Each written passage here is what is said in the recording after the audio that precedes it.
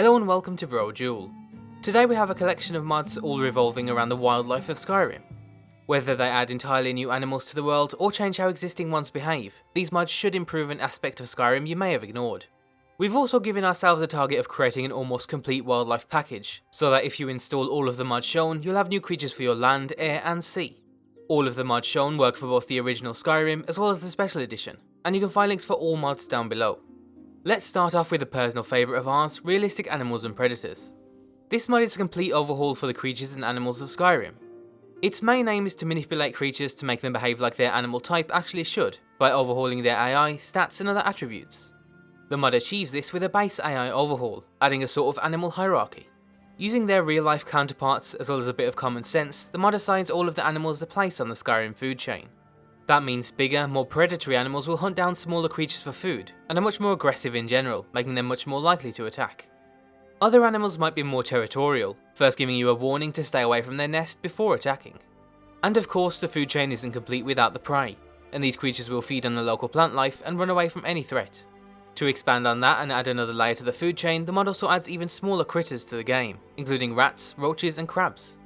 And to finally complete the package, the mod applies new skins to most creatures, meaning you'll see a wider shade of colours for most animal types. All animals have daily, weekly and even yearly schedules that they'll follow. These include the essentials for life, so feeding a few times a day and searching for nearby bodies of water. Most animals will also try to find a mate with their species once a year, and actually have offspring as a result. So the mod does in fact add baby wolves, bear cubs and other baby creatures to the game, and these will follow their parents around until they're old enough to go around on their own. Certain animals even go a step further with more unique behaviour, like bears hibernating in the winter, or wolves becoming more brave when they're in a pack compared to being alone. There's even more depth in player interaction too. For example, some creatures are afraid of fire and will run away from it if you're wielding a torch. All animals, from the biggest mammoth to the smallest critters, have had their stats tweaked to offer even more diversity. This includes changes to the max speed of animals that should be faster than they are in vanilla, like deers, wolves and sabercats. So don't expect to be able to simply run away from every type of threat. Luckily you're still smarter than the animals, so even if you aren't strong enough to fight them, you can usually outsmart them. And finally, the last change offers more variation in farm animals. And of course, all of these animals, from the cows to the pigs, goats and even village dogs, will have offspring. So wherever you are in the world of Skyrim, the animals will be bursting with diversity and life. The mod achieves all of these without the use of scripts or any performance loss. It's also compatible with pretty much every other animal mod out there. We really can't recommend it enough.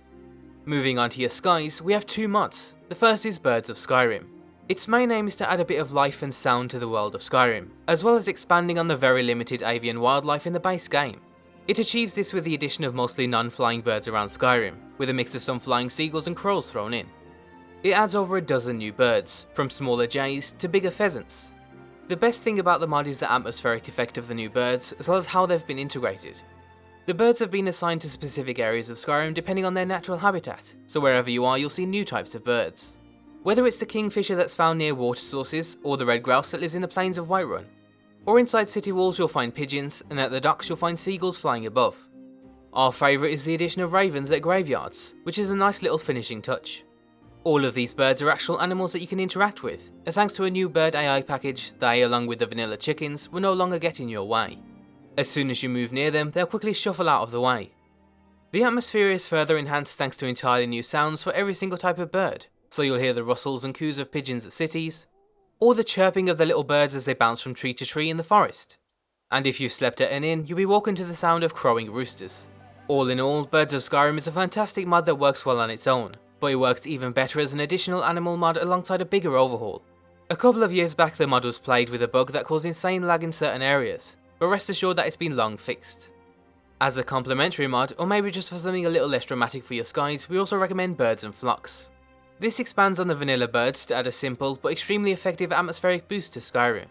Along cliffs, tundras and mountain ranges you'll see flocks of birds flying above, with the addition of entirely new sound effects. And moving from land to air and then finally to the sea, we have the Sea of Spirits. As you can probably guess, the aim behind this mod is to make the seas in Skyrim more populated and diverse. With several new sea creatures being added like whales, narwhals and sharks, you'll have to start thinking twice before going for a quick dip.